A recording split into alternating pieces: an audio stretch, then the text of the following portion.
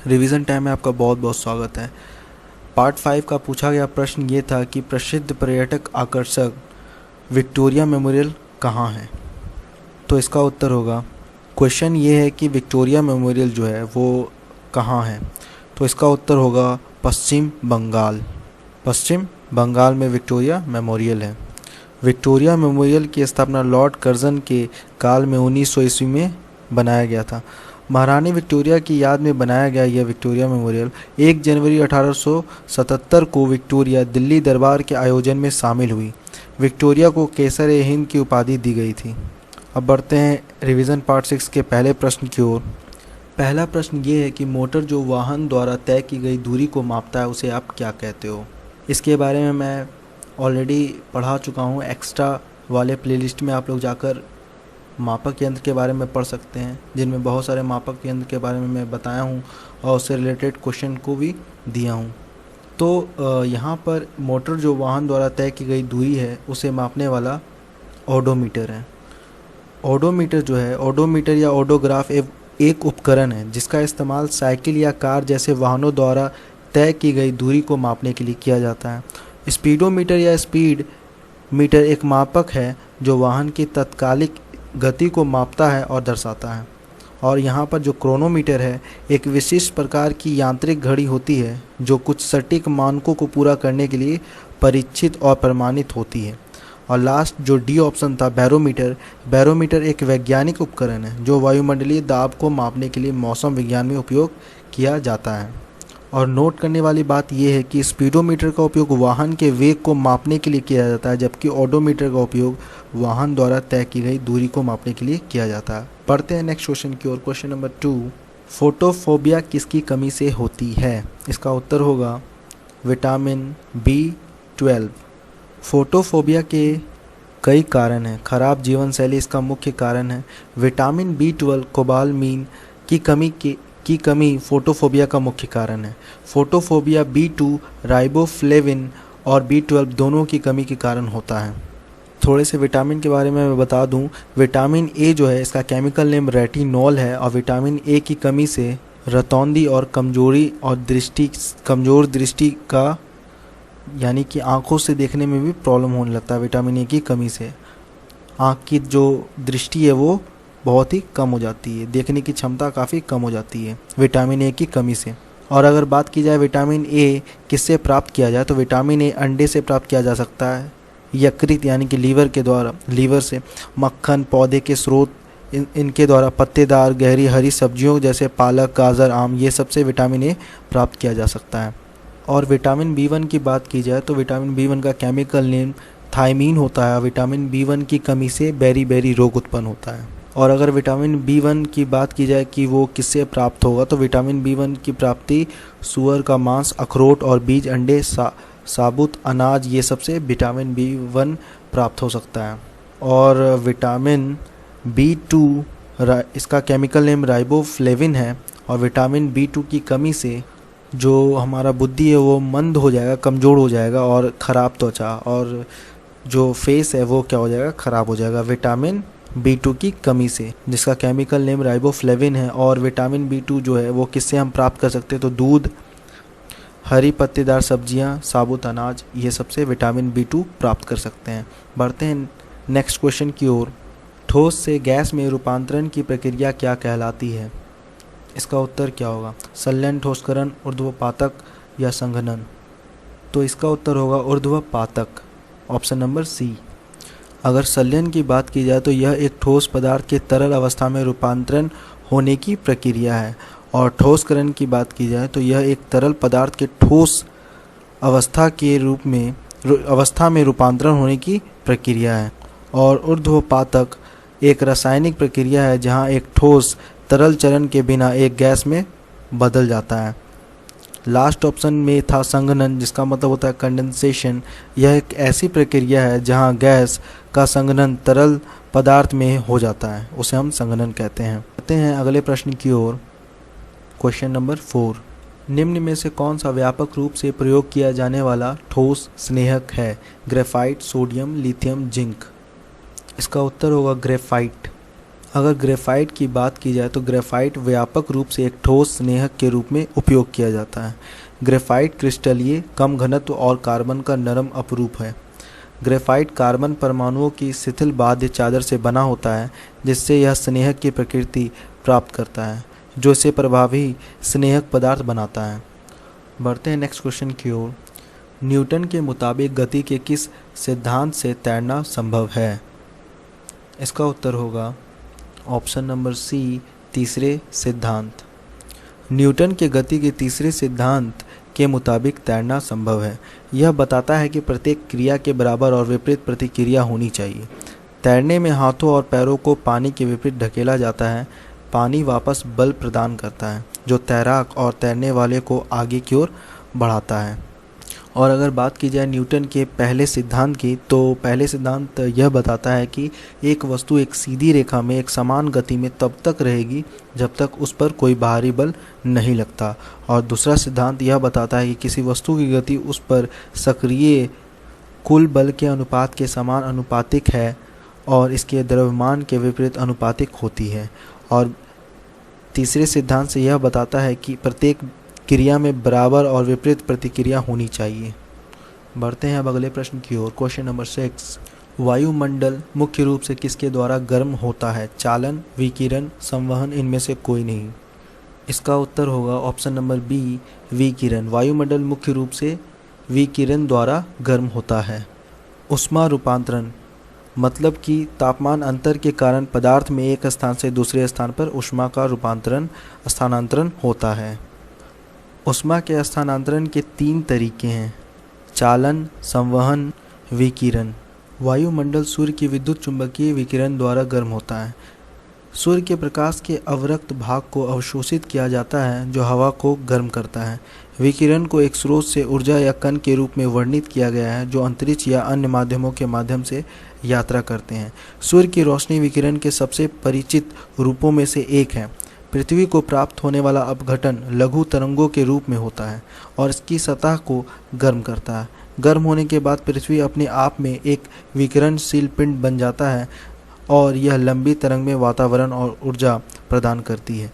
इस प्रकार पृथ्वी के विकिरण से वातावरण अप्रत्यक्ष रूप से गर्म होता है।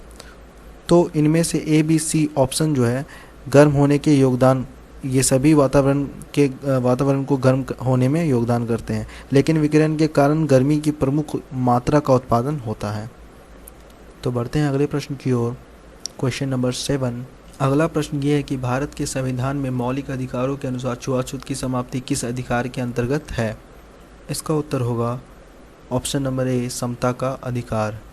भारत के संविधान में मौलिक अधिकारों के अनुसार छुआछूत की समाप्ति समता का अधिकार है। समता के अधिकार के अनुसार सभी नागरिक कानून के समक्ष समान हैं और जाति, धर्म, लिंग और जन्म या जन्म स्थान के आधार पर किसी भी तरह का भेदभाव निषिद्ध है। समता का अधिकार संविधान के अनुच्छेद 14 से 18 के तहत वर्णित है। बढ़ते हैं अगले प्रश्न की ओर। निम्नलिखित भारतीय नदियों में से कौन सी पश्चिम की ओर बहती है और अरब सागर में मिलती है? तो इसका उत्तर क्या होगा? नर्मदा, गंगा, महानदी या गोदावरी? तो इसका उत्तर होगा ऑप्शन नंबर ए, नर्मदा। नर्मदा नदी का स्रोत अमरकंटक पठार छत्तीसगढ़ है और गुजरात में खंबात की खाड़ी अरब सागर में इसका मुंह है। यह नदी पश्चिम की ओर बहती है और अरब सागर में गिरती है। महानदी का स्रोत छत्तीसगढ़ और मुंह उड़ीसा में है। गंगा का स्रोत उत्तराखंड में और इसका मुंह बंगाल की खाड़ी में है। गोदावरी का स्रोत महाराष्ट्र और इसका मुंह आंध्र प्रदेश में है। ये सभी नदियाँ पूर्व की ओर बहती है। बढ़ते हैं अगले प्रश्न की ओर। हाइड्रोलिक प्रेस किस सिद्धांत पर कार्य करता है? हाइड्रोलिक प्रेस पास्कल का नियम के सिद्धांत पर कार्य करता है। पास्कल के नियम के सिद्धांत पर वो काम करता है। हाइड्रोलिक प्रेस पास्कल के नियम के सिद्धांत पर काम करता है। द्रवस्थैतिकी में पास्कल का नियम बताता है कि एक बिंदु पर दबाव की अनंत दिशा होती है और इसलिए किसी भी सीमित अंशपीड़ित तरल पदार्थ में किसी भी बिंदु पर दबाव में परिवर्तन इस प्रकार प्रसारित होता है जिससे समान परिवर्तन प्रत्येक स्थान पर होता है। हाइड्रोलिक जैक पैकिंग प्रेस, धातु प्रेस कार्य, धक्का और रोड खींचने और अन्य में प्रयोग किया जाता है। तो बढ़ते हैं अगले प्रश्न की ओर। भारतीय संविधान में एकल नागरिकता का प्रावधान किस संविधान से लिया गया है? ऑप्शन नंबर ए, अमेरिकी संविधान, ब्रिटिश संविधान, कनाडा के संविधान या जर्मनी का वीमर संविधान से लिया गया। तो इनमें से क्या होगा? तो इसका उत्तर होगा ब्रिटिश संविधान। भारतीय संविधान में एकल नागरिकता का प्रावधान ब्रिटिश संविधान से लिया गया है। Option number B is correct. British संविधान से एकल नागरिकता, संसदीय सरकार, कानून का नियम, विधायी प्रक्रिया, द्विसदनीयता, कैबिनेट प्रणाली, विशेषाधिकार संबंधी लेख और संसदीय विशेषाधिकार लिया गया है।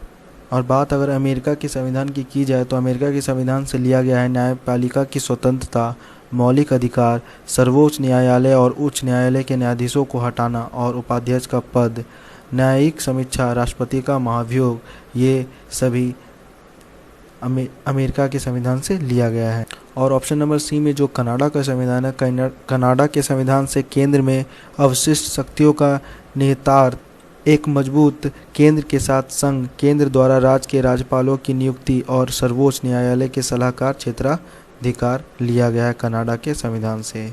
वीमर के संविधान से आपातकाल के दौरान मौलिक अधिकारों का निलंबन लिया गया है। बढ़ते हैं अगले प्रश्न की ओर। तीसरे बौद्ध परिषद का आयोजन किस वर्ष हुआ था? तो इसका उत्तर होगा 250 ईसा पूर्व, ऑप्शन नंबर बी। तीसरी बौद्ध परिषद 250 ईसा पूर्व में आयोजित की गई थी। स्थान था अशोक राम विहार पाटलिपुत्र और इसके अध्यक्ष थे मोगलीपुत्र तिस। संरक्षक जो थे अशोक मौर्य राजवंश और परिणाम जो हुआ था महाविवाह सशस्त्र का संकलन, हीनयान वादियों में बौद्धों का विभाजन। अगर बौद्ध परिषद, पहली बौद्ध परिषद की बात की जाए तो वर्ष 483 ईसा पूर्व में हुआ था और स्थान जो था पहली बौद्ध परिषद का वह राजगिरी था और इसके अध्यक्ष जो थे पहले बौद्ध परिषद के वो महाकश्यप थे। दूसरे बौद्ध परिषद जो है इसका वर्ष 383 ईसा पूर्व और स्थान जो था वैशाली था और इसके अध्यक्ष थे साब कमी। तीसरा बौद्ध परिषद इसका वर्ष जो था 250 ईसा पूर्व था और स्थान था पाटलिपुत्र और इसके अध्यक्ष थे मोगलीपुत्र तिस, यानी कि तीसरे बौद्ध परिषद के मोगलीपुत्र तिस थे। और चौथे बौद्ध परिषद के 72 ईसा पूर्व इसका वर्ष था और स्थान था कुंडलवन और इसके अध्यक्ष जो थे चौथे बौद्ध परिषद के वसुमित्र अश्वघोष। संरक्षकों को याद रखने के लिए एक ट्रिक है अक्का अक्का। प्रथम का वर्ष अक्का अक्का अजातशत्रु कालाशोक, दूसरे का अर्थ अशोक और कनिष्क है। सभापति को याद रखने के लिए ट्रिक है महासभा हुई मोगली या मेट्रो की अश्व का घोष खाने के लिए। इस प्रकार से आप याद भी कर सकते हो। बढ़ते हैं अगले प्रश्न की ओर। रेयॉन के निर्माण के लिए निम्नलिखित में से किसका उपयोग किया जाता है? इनमें से ऑप्शन नंबर कौन सा है? तो इसका उत्तर होगा रेयॉन का निर्माण के लिए सल्फ्यूरिक अम्ल का उपयोग किया जाता है। रेयॉन का इस्तेमाल रेयॉन का जो निर्माण है वह सल्फ्यूरिक अम्ल के उपयोग के लिए किया जाता है। और अगर बात की जाए सल्फ्यूरिक अम्ल की तो सल्फ्यूरिक अम्ल का जो इस्तेमाल है रेयॉन, लेड, भंडारण बैटरी में, हाइड्रोक्लोरिक अम्ल में, एल्यूमिनियम में, उर्वरक में, ड्रग्स में, डिटर्जेंट आदि वे के निर्माण में किया जाता है।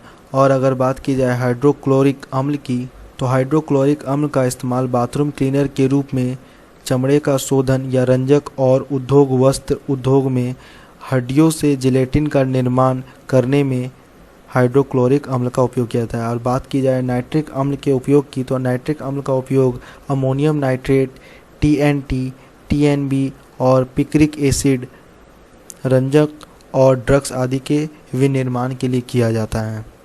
बोरिक अम्ल का उपयोग रोगाणुरोधक के रूप में भी किया जाता है। बढ़ते हैं अगले प्रश्न की ओर। भारतीय संविधान के किस संशोधन अधिनियम को लघु संविधान कहा गया है? इसका उत्तर होगा ऑप्शन नंबर सी 42वां संशोधन अधिनियम। 1976 के 42वें संशोधन को लघु संविधान के रूप में जाना जाता है क्योंकि इसने संविधान में सबसे व्यापक परिवर्तन लाए थे। इंदिरा गांधी के नेतृत्व वाली भारतीय राष्ट्रीय कांग्रेस सरकार द्वारा आपातकाल 25 जून 1975 से लेकर 21 मार्च 1977 के दौरान 42वां संशोधन किया गया था। संशोधन ने प्रस्तावना में समाजवादी, धर्मनिरपेक्ष और अखंडता जैसे शब्दों को जोड़ा और भाग 4A में भारतीय नागरिकों के मौलिक कर्तव्यों को निर्धारित किया और राष्ट्रपति को दूसरों के बीच मंत्रिपरिषद की सलाह पर कार्य करने के लिए बाध्य किया। तो बढ़ते हैं अगले प्रश्न की ओर। अगर अभी तक आप लोगों ने रिवीजन टाइम चैनल को सब्सक्राइब नहीं किया तो सब्सक्राइब कर लीजिए, क्योंकि मैं इसी तरह के 25 क्वेश्चंस के रिवीजन के सेट में लाता रहूँगा आप लोगों के लिए। और आप इस क्वेश्चन को प्रैक्टिस भी कर सकते हैं। मैं पीडीएफ के लिंक नीचे डिस्क्रिप्शन बॉक्स में दे दूँगा, आप वहाँ से डाउनलोड करके प्रैक्टिस भी कर सकते हो। तो इस क्वेश्चन को देखा जाए, ग्रेगर मेंडल ने अपने प्रयोग के लिए किस पौधे का संकरण करने के लिए उपयोग किया था? तो इसका उत्तर होगा मटर। ग्रेगर मेंडल को आनुवंशिकता के पिता के रूप में जाना जाता है।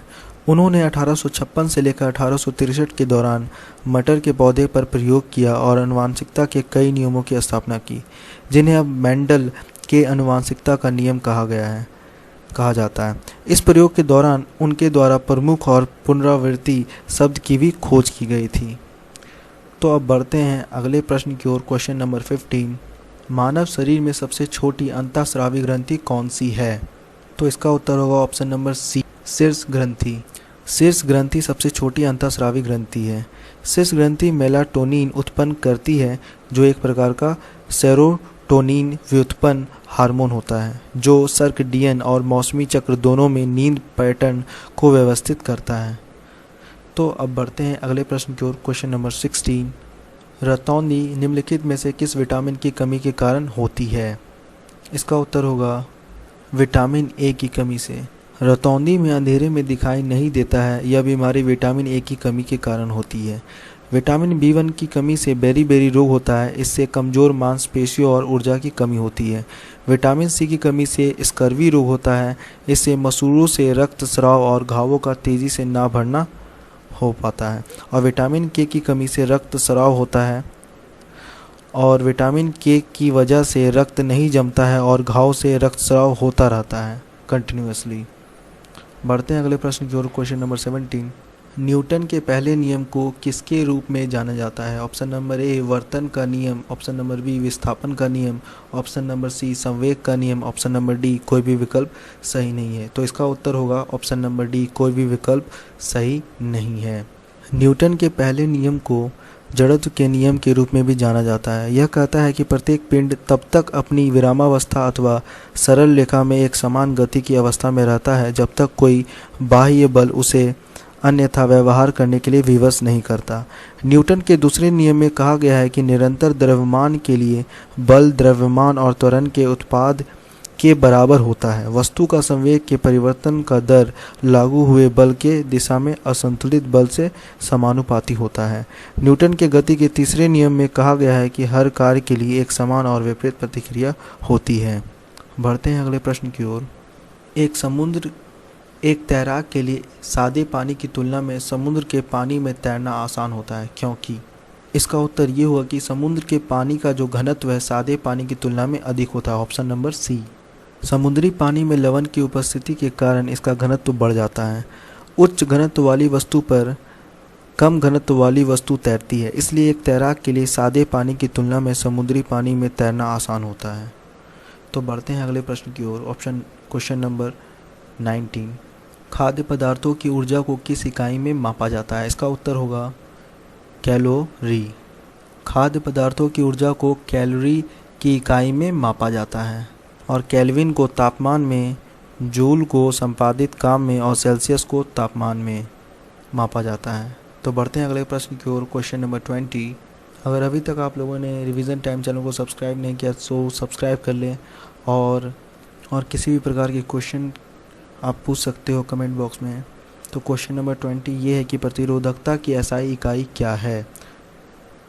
इसका उत्तर होगा ओम मीटर, ऑप्शन नंबर ए। प्रतिरोधकता एक चालक का वह गुण जो उनके माध्यम से प्रवाहित होने वाली विद्युत धारा के प्रवाह का विरोध करता है और पदार्थ की आकृति और आकार से स्वतंत्र होता है, लेकिन पदार्थ की प्रकृति और तापमान पर निर्भर करता है, प्रतिरोधकता कहलाता है। प्रतिरोधकता की इकाई ओम मीटर है। एक पदार्थ की प्रतिरोधकता चालक की प्रकृति और तापमान पर निर्भर करता है। प्रतिरोध वह है किसी चालक का वह गुण है जो इसके माध्यम से विद्युत धारा के प्रवाह का विरोध करता है, और यह पदार्थ की आकृति और आकार, तापमान और प्रकृति पर निर्भर करता है। इसे R द्वारा दर्शाया जाता है और इसका एसआई इकाई ओम है। तो बढ़ते हैं अगले प्रश्न की ओर। क्वेश्चन नंबर 21, डंकन मार्ग निम्नलिखित में से किस स्थान पर स्थित है? इसका उत्तर होगा दक्षिणी अंडमान और छोटे अंडमान। डंकन मार्ग हिंद महासागर में एक जल डमरू मध्य है। यह लगभग 48 किलोमीटर चौड़ा है। यह रटलैंड द्वीप को उत्तर और छोटे अंडमान को दक्षिण में अलग करता है। बढ़ते हैं अगले प्रश्न की ओर। रंगभूमि नामक पुस्तक के लेखक कौन है? इसका उत्तर होगा प्रेमचंद। प्रेमचंद रंगभूमि नामक पुस्तक के लेखक है। और उपन्यास का मुख्य विषय एक भिखारी की भूमि के जबरन अधिग्रहण के खिलाफ संघर्ष है। यहाँ पे अन्य भी लेखक हैं, उनके बारे में मैं बता दूं। हरिवंश राय बच्चन जो है ये पेशे से लेखक है। और हरिवंश राय की पुस्तक के बारे में बात की जाए तो हरिवंश राय की पुस्तक है मधुशाला सतरंगिनी, उनकी प्रसिद्ध पुस्तक थी। और गुलजार की बात की जाए, गुलजार भी एक लेखक है और इनकी पुस्तक जो है उपेक्षित कविताएं, मौसम और कोशिश उनकी प्रसिद्ध पुस्तक थी। और अंतिम ऑप्शन सत्यजीत राय का था, तो सत्यजीत राय जो है वो फिल्म निर्माता और लेखक दोनों थे। और इनकी पुस्तक जो है the incredible adventure of professor शंकु चाइल्डहुड डेज इनकी प्रसिद्ध पुस्तक है सत्यजीत राय की। तो बढ़ते हैं अगले प्रश्न की ओर। Question number 23। तटीय इलाकों में भूजल खनन का परिणाम क्या हो सकता है? इसका उत्तर होगा भूजल के खारे पानी में वृद्धि, ऑप्शन नंबर ए। तो तटीय इलाकों में भूजल खनन का परिणाम भूजल के खारेपन में वृद्धि होता है। तटीय इलाकों में भूजल खनन के कारण नदियों का आकर्षण होता है। यह धारा के तल को कम कर देता है जो तटीय भूक्षरण का कारण बनता है। इसके पास के समुद्र में मिलने से इसमें खारा जल बढ़ जाता है, जिससे भूजल में भी खारापन बढ़ जाता है। बढ़ते हैं अगले प्रश्न की ओर। Question number 24। 24वां नंबर का प्रश्न ये कह रहा है कि मसाई निम्नलिखित में से किस देश की जनजाति है? इसका उत्तर होगा Kenya, option number A. Maasai दक्षिणी केनिया और उत्तरी तंजानिया में निवास कर रहे अर्ध खानाबदोश लोगों का एक नीलोटिक जातीय समूह है। वह महान अफ्रीकी झीलों के कई खेल पार्क के पास निवास करने और विशिष्ट रीति रिवाज और पोशाक के कारण सबसे अच्छी ज्ञात स्थानीय आबादी है। और इस सेट का सबसे अंतिम प्रश्न जिसका उत्तर आपको कमेंट बॉक्स में देना है, पतंजलि किसके संकलन के लिए प्रसिद्ध है? ऑप्शन नंबर ए योगा सूत्र, पंचतंत्र या ब्रह्म सूत्र, ऑप्शन नंबर सी या ऑप्शन नंबर डी आयुर्वेद। इसका उत्तर आपको कमेंट बॉक्स में देना है। तो फिर आपसे मुलाकात होगी रिवीजन पार्ट 6 में। तब तक के लिए जय हिंद, जय भारत। फिर मिलते हैं नेक्स्ट वीडियो में। Good bye.